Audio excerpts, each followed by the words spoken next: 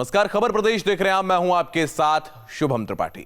UP में नई सरकार के गठन की कवायद तेज हो गई है। योगी आदित्यनाथ ने राज्यपाल आनंदीबेन पटेल से मुलाकात की और उन्हें इस्तीफा सौंप दिया। सीएम के इस्तीफे के साथ ही प्रदेश में नई सरकार बनाने की प्रक्रिया शुरू हो गई है। माना जा रहा है कि होली से पहले नई सरकार का गठन हो जाएगा। वहीं इससे पहले योगी आदित्यनाथ ने सीएम आवास में सहयोगी मंत्रियों के साथ बैठक की और सरकार गठन को लेकर चर्चा भी की।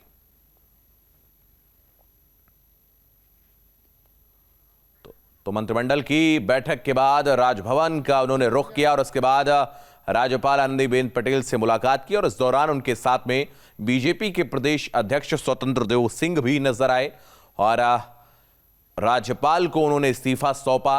हालांकि वो मुख्यमंत्री पद पर बने रहेंगे जब तक वो दोबारा शपथ नहीं लेते हैं। औपचारिकता ये होती है हमेशा, जिसको लेकर बहुत सारे लोग के बीच में संशय भी बना रहा। हालांकि मुख्यमंत्री योगी आदित्यनाथ ही दोबारा शपथ लेंगे, इसमें भी कोई दो राय नहीं है। तो यूपी में नई सरकार बनने की कवायद अब तेज हो गई है। प्रचंड बहुमत के साथ बीजेपी सत्ता में वापस आई है। 273 सीटों का जो एनडीए को एक महाजनादेश मिला है और उसके बाद अब नई सरकार बनाने की तैयारियां शुरू हो गई। तो लखनऊ से हमारे सहयोगी आलोक पांडे इस वक्त जुड़ रहे हैं, उनके पास चलेंगे।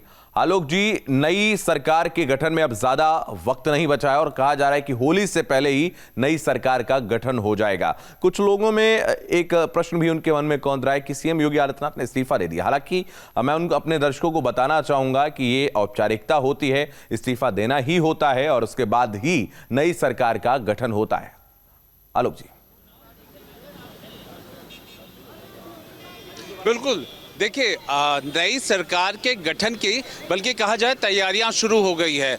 आज मुख्यमंत्री ने जाकर के राजभवन में अपना इस्तीफा सौंप दिया, जो कि एक संवैधानिक कार्रवाई का ही हिस्सा होता है। जो संविधान है उसके तहत ही नई सरकार गठन होगी, तब तक इस्तीफा देना होता है। अब इस्तीफे के बाद वो पुनः दोबारा शपथ लेंगे और उस शपथ के बाद फिर मुख्यमंत्री का जो पदभार होता है वो काम होता है। कैबिनेट के जो काम होते हैं, फिर सारे फैसलों पे मुहर लगनी शुरू हो जाती है। इस बीच में इस्तीफा देने के बाद में वो एक तौर पर जब तक शपथ नहीं हो जाएगा तो एक्टिंग सीएम के तौर पर काम करते हैं। ये एक संवैधानिक कार्रवाई होती है जिसे उन्होंने आज पूरा किया है। इसका मतलब है कि शपथ ग्रहण की तारीखें लगभग तय हो चुकी हैं अंदर। बाकी मंत्रिमंडल का क्या स्वरूप होगा, इस पे अच्छी खासी जो गहन बैठकें होती हैं वो सब हो चुका है। ये एक तैयारी का पहला कदम है जो उन्होंने इस्तीफा दे करके शुरू किया है। अब नई सरकार बनने के लिए तारीख का इंतजार है। उसके लिए भी जो चर्चाएं चल रही हैं कि 15 या 16 तारीख को नई सरकार के रूप में वो शपथ ले लेंगे। उससे पहले भी कुछ दायित्व होते हैं जिन्हें पूरा करना होगा। विधानमंडल दल की बैठक बुलाई जाएगी और ये शुरू से ही बिल्कुल साफ था कि योगी ही मुख्यमंत्री का चेहरा है। वो विधायक मंडल दल के नेता चुने जाएंगे और उसके बाद वापस राजभवन में जा करके सरकार बनाने का दावा होता है और बाद में उन्हें बुलाया जाएगा, शपथ ग्रहण होगा। तो ये संवैधानिक दायित्व हैं जिन्हें एक करके एक पूरा किया जाना है और शुरू हो गई है। दूसरी बात यह है कि अब मुख्यमंत्री योगी आदित्यनाथ के लिए जो दूसरी पारी है उसमें किस तरह के मंत्री होंगे, उनका जो मंत्रिमंडल होगा कितना बड़ा होगा, ये कुछ ऐसे सवाल हैं जिन पे कहीं ना कहीं संगठन की तरफ से भी, आरएसएस की तरफ से भी बात की जाए और जो शीर्ष नेतृत्व है उन पे एक चर्चा चल रही है। आपस में समन्वय हो रहा है क्योंकि समन्वय कमेटी पहले भी हमने देखा था बनी हुई थी और इस बार की जो सरकार होगा, जो कामकाज होगा, पहले से बेहतर हो, क्योंकि एक बड़ी जिम्मेदारी जनता ने सौंपी है। दोबारा से सरकार बनाई है उत्तर प्रदेश के इतिहास में, ये लगभग 37 साल बाद हुआ है। तो इस तरह के सारे क्रमबद्ध तरीके से हो रहे हैं और अब शपथ ग्रहण के लिए जल्दी ही सरकार की तरफ से तारीखें आ जाएंगी, ऐसा बताया जा रहा है। जी बिल्कुल, बहुत धन्यवाद आपका हमारे साथ जुड़ने के लिए, तमाम जानकारी के लिए, बात करने के लिए बहुत धन्यवाद। तो एक बड़ी खबर आपको बता दें, आजम खान की बड़ी मुश्किलें। एमपी एमएलए कोर्ट में आरोप तय हो गए हैं। भैंस बकरी चोरी और लूटपाट केस में आरोप तय हुए। इस वक्त की बड़ी खबर आपको बता दें, यतीम खाना तोड़फोड़ मामले में आरोप तय हो गए हैं। रामपुर में दर्ज है ये सभी केस। इस वक्त की बड़ी खबर आपको बता दें, आजम खान की मुश्किलें बढ़ गई हैं। एमपी एमएलए कोर्ट में आरोप उनके खिलाफ तय हुए हैं। भैंस चोरी, बकरी चोरी और लूटपाट के केस में आरोप आजम खान पर तय हुए हैं। यतीम खाना तोड़फोड़ मामले में भी उनके ऊपर आरोप तय हुए हैं। आपको बता दें, रामपुर से नवनिर्वाचित विधायक हैं आजम खान। कल ही परिणाम सामने आए और मुश्किलें उनका साथ नहीं छोड़ रही हैं। मुश्किलें बढ़ती जा रही हैं। एमपी एमएलए कोर्ट में उनके खिलाफ आरोप तय हो गए। जो आरोप है वो भैंस चोरी का है, बकरी चोरी का है, लूटपाट का केस में उनके ऊपर आरोप तय हुए हैं। यतीम खाने में तोड़फोड़ के मामले में भी आरोप तय हुए हैं। तो रामपुर से नादिर हमारे सहयोगी इस वक्त अधिक जानकारी के लिए जुड़ रहे हैं, उनके पास जाएंगे। नादिर, क्या अपडेट है आपके पास?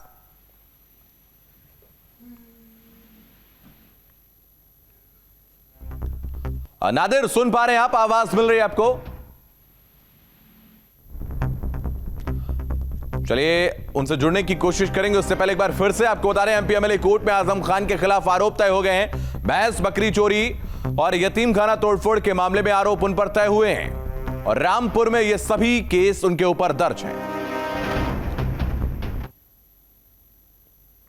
नकुल से एसपी प्रत्याशी धर्म सिंह सैनी अपनी हार से बौखला गए और अपनी हार के लिए अपने ही समाज को वो जिम्मेदार बता रहे हैं। दरअसल धर्म सिंह सैनी का एक वीडियो वायरल हो रहा है जिसमें वो अपनी हार का ठीकरा अपनी ही बिरादरी के सर पर उन्होंने फोड़ा है। अगर हम हारे हैं तो कहीं ना कहीं हमारी बिरादरी की भी कमजोरी रही है। मैं आपसे बता रहा हूँ साहब, मेरी बिरादरी के लोग सब सुन लो। आज भले चाहे मुझे यूं कह रहे हो वहाँ चलो, लेकिन कहीं ना कहीं या इतनी जितनी छोटी कमी रही है या मेरी ही बिरादरी पूरी कर देती है अगर वह गुमराह न होती। चाहे वो गुमराह हुई है या वो अटाले अडवाणी बने बैठे रहे हों। वो राष्ट्रवाद का झंडा आप देख लियो, उनका कितना बड़ा डंडा होगा, झंडा नहीं डंडा होगा उनका। यूपी के चुनाव में बीजेपी की जीत के पीछे बुलडोजर भी बड़ा फैक्टर रहा और ऐसे में मुख्यमंत्री योगी आदित्यनाथ के क्षेत्र गोरखपुर में बुलडोजर को लेकर लोग क्या सोचते हैं, गोरखपुर के लोगों से हमारे संवाददाता दीपक श्रीवास्तव ने बातचीत की। यूपी की सियासत में इस बार एक नाम सबसे चर्चित रहा और वो नाम था बुलडोजर का। बुलडोजर ने इस पूरे सियासत में अपनी महत्वपूर्ण भूमिका अदा की और जीत में कहीं न कहीं इस बुलडोजर की भी भूमिका महत्वपूर्ण मानी जा रही है। हमारे साथ गोरखपुर के कुछ लोग हैं, इनसे जानते हैं कि बुलडोजर इस बार के चुनाव में कितनी महत्वपूर्ण भूमिका अदा किया और योगी आदित्यनाथ को जब अब पूरे प्रदेश में बाबा बुलडोजर के नाम से जाना जाने लगा है तो इनकी क्या राय है। सर ये बताइए, बुलडोजर जो समाजवादी पार्टी ने एक व्यंग्य के तरीके से कहा था योगी आदित्यनाथ को कि बाबा बुलडोजर है वो, लेकिन बाबा का जब बुलडोजर चला तो पूरी तरह से प्रदेश में स्थिति बदल गई, क्या कहेंगे आप? और बाबा जो है कि आने के बाद उन सरकारी संपत्तियों पर जो उनकी मकानें बनी हुई थी वो बुलडोजर से गिराया गया। सरकारी संपत्तियों को जो है गवर्नमेंट ने अपने कब्जे में करके गरीबों के लिए उस पर मकान बनाने का काम कर रही है और अपराधी छवि के लोग जो है के ऊपर जो है अंकुश लगाया जा रहा है। बुलडोजर ने कितनी बड़ी अगर कहें जीत में अपनी भूमिका निभाई? बिल्कुल बहुत बड़ी। बुलडोजर का अभिप्राय भाजपा का ये था कि कानून व्यवस्था सुनिश्चित करना और वो उत्तर प्रदेश में हुआ है। बुलडोजर अब सख्त कानून व्यवस्था का पर्याय बन चुका है उत्तर प्रदेश में, क्या कहेंगे आप? एकदम बहुत ही ज़रूरत है इसका, क्योंकि समाजवादी पार्टी व बसपा के कई ऐसे माफिया लोग थे जिन्होंने कानून व्यवस्था को एकदम ध्वस्त कर रखा था और वो अपने हिसाब से, सरकार उनके हिसाब से चलती थी ना कि सरकार के हिसाब से वो चलते थे। पूज महाराज जी के आने के बाद से जब उन्होंने बुलडोजर चलाना शुरू किया, अच्छे कानून व्यवस्था जो है सब सुदृढ़ हो गए। यहाँ तक कि जितने माफियाओं की अनर्गल आवाज़ें निकलती थी सारी आवाज़ें दब गईं और ये सिर्फ और सिर्फ परम पूज्य योगी आदित्यनाथ जी के बुलडोजर की वजह से हो सकी। बुलडोजर चला और ऐसा चला कि सरकार ही बदल गई पूरी तरह से। जो सपना देखा था समाजवादी पार्टी ने वो उनके सपने जो है वो सपने ही रह गए। आपको लगता है कि इस बार के चुनाव में योगी जी की जीत में जो मैसेज गया, बुलडोजर की भी एक बड़ी भूमिका थी उसमें? सर हमारे समझ से तो बुलडोजर का इस तरह की कोई बातें नहीं है। हमारे महाराज जी के द्वारा बुलडोज़र का कहीं गलत हम प्रयोग नहीं किए हैं सर। हम उसको जहां उचित हमारा एक जगह बनना चाहिए सर, उस पर हमने काम किया है। बुलडोज़र अगर गलत तरीके से कोई ज़मीन को कब्जा कर रखा है, अगर उसे हम गरीबों के पक्ष में उस ज़मीन को दे रहे हैं तो सर वो कहीं से गलत नहीं है। इसका एक गलत संदेश उन्होंने दिया और उसका परिणाम सर उनको मिला। अच्छा, अगर हम आगे आइए, अगर हम इस चुनाव की बात करें, चुनाव में बीजेपी जीत गई है, फिर से सरकार बनने जा रही है, क्या फिर से बुलडोज़र आपको लगता है कि अब योगी जी का ऐसे ही चलता रहना चाहिए और जो माफिया है, जो अपराधी है, उनके खिलाफ इसका प्रयोग लगातार होना चाहिए? हाँ, निश्चित तौर पर जितने भी माफिया है, अगर वो अपना रवैया नहीं छोड़ते हैं तो वैसे ही योगी जी का बुलडोज़र हमेशा चलता रहेगा। कि सरकार ने सुविधाएं भी दी और उन सुविधाओं पे जिसने डाका डाला, जिसने लोगों के हक पे डाका डाला, उनके खिलाफ बुलडोज़र भी चलाया। और इस चुनाव में बुलडोज़र की भूमिका इसलिए भी महत्वपूर्ण है क्योंकि एक मैसेज बुलडोज़र के जरिए प्रदेश सरकार ने दिया कि जो माफिया हैं, जो अपराधी हैं, अगर वो बातों से नहीं मानते तो बुलडोज़र चलेगा, वो जेल भी जाएंगे और उनकी संपत्ति भी नीलाम कर दी जाएगी। वीडियो जर्नलिस्ट प्रतिनिधि के साथ दीपक श्रीवास्तव, न्यूज़ स्टेट गोरखपुर। काशी में प्रधानमंत्री मोदी ने जीत की कामना की थी तो काशी ने भी अपनी सभी 8 सीटें दी हैं और पूरी यूपी में बहुमत वाली जीत भी दे दी। और अब काशी भी गदगद है, काशी के वासी भी गदगद है और काशी के मोदी भी। चाय वाले ने जीत का स्वाद चखा दिया तो पान वाले ने चूना नहीं लगाया। देखिए वाराणसी से रिपोर्ट।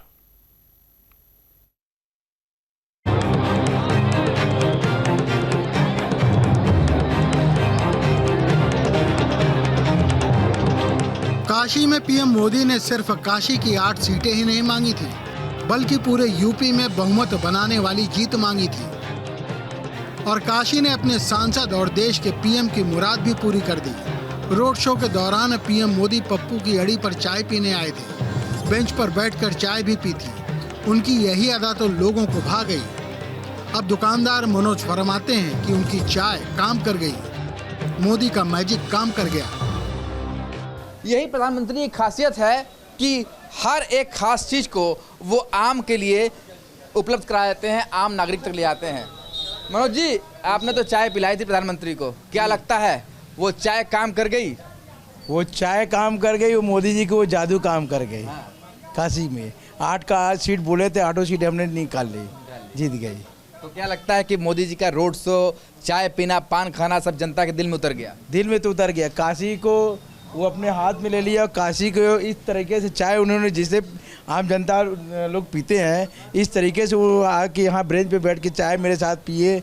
उनको चाय अच्छी लगी और बोले एक चाय मनोज हमको और दो, तो वो एक चाय और पिए, फिर बाहर पिए। ये हमारे लिए बहुत खुशखबरी की बात है। ऐसा हमको लगा कि हम किसको, भगवान को जैसे चाय पिला दिए। मनोज तो मान चुके हैं कि उन्होंने मोदी को नहीं, भगवान को चाय पिलाई थी। मोदी काशी को अपना चुके हैं तो काशी ने भी पीएम को अपना मान लिया। ये बाबा विश्वनाथ की कृपा है और उनकी नगरी है जो सदैव प्रधानमंत्री मोदी जी के ऊपर बनी रहेगी। और हम काशीवासी यही बाबा से प्रार्थना करते हैं कि वो दीर्घायु हो और यशस्वी रहें और काशी का नेतृत्व वो हमेशा करते रहें अपने संसदीय क्षेत्र से। पीएम जानते थे कि इस बार का रण आसान नहीं होगा। उन्हें जनता का और भरोसा चाहिए था। तभी तो जब पान की दुकान पर मोदी ने पान खाया तो दुकान वाले से कहा था कि चूना मत लगा देना। अब चलते हैं उस पान की दुकान पर जहां पर बनारसी पान का जायका प्रधानमंत्री ने लिया था। और बाबूजी अभी भी पान बना रहे हैं। बाबूजी, क्या लगता है प्रधानमंत्री जी ने जो पान खाया वो चीज़ें आप लोगों के दिल में उतर गई कि 8 के 8 सीट बीजेपी फिर से ले उड़ी? यार उड़ गई है कि जीत गई पूरी सीटें। पहली बार पान खाए थे। क्या कहा उन्होंने आपसे? चूना मत लगाइएगा। चूना मत लगाइएगा, तो चूना नहीं लगने दिया जनता ने। काशी ने पीएम की बात रखी, उन्हें चूना नहीं लगाया, बल्कि 8 की 8 सीटें देकर उनका मुंह जीत के स्वाद से भर दिया। अब काशी गदगद है, पप्पू की अड़ी भी गदगद है। एक चाय वाले ने दूसरे चाय वाले की बात का मान रखा, वोट दिया, सपोर्ट दिया, भरोसा दिया और सम्मान दिया। और यही खूबी है प्रधानमंत्री की कि वो हमेशा खास नहीं बल्कि आम बनना चाहते हैं और इसीलिए लोगों के दिल में उतरते हैं। और यही कारण था कि बनारस में जिन सीटों को लेकर के चर्चाएं थी, उन चर्चाओं पर विराम लग गया और फिर से एक बार मोदी का लहर वाराणसी में काम करता हुआ दिखाई दिया। और 2017 की तरह 2022 में भी 8 सीट वाराणसी की भारतीय जनता पार्टी के खाते में आई और इसके साथ ही यूपी में पूर्ण बहुमत की सरकार भी बनी। वीडियो जर्नलिस्ट विपिन सिंह के साथ सुशांत मुखर्जी, न्यूज स्टेट, वाराणसी।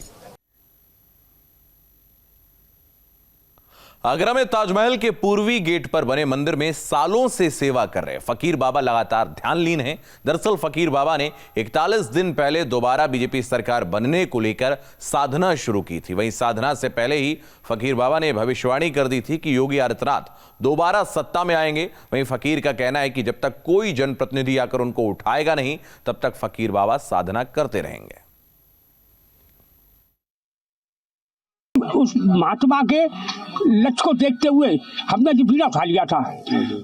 अगर हमारे ये बाबा नहीं आता तो हम तो यहाँ से बिल्कुल जा रहे थे। हमने मूर्ति बनवा ली है। बाबा का सपना यही था कि बाबा जो है योगी आदित्यनाथ दोबारा होंगे। 2.5-3 महीना पहले इनकी इतनी वो नहीं थी मुख्यमंत्री बनने की पब्लिक में चर्चा। बाबा ने घोषणा कर दी थी मुख्यमंत्री योगी आदित्यनाथ करीब 3 महीना पहले कर दी थी, जब पब्लिक का रुझान इतना नहीं था उस समय।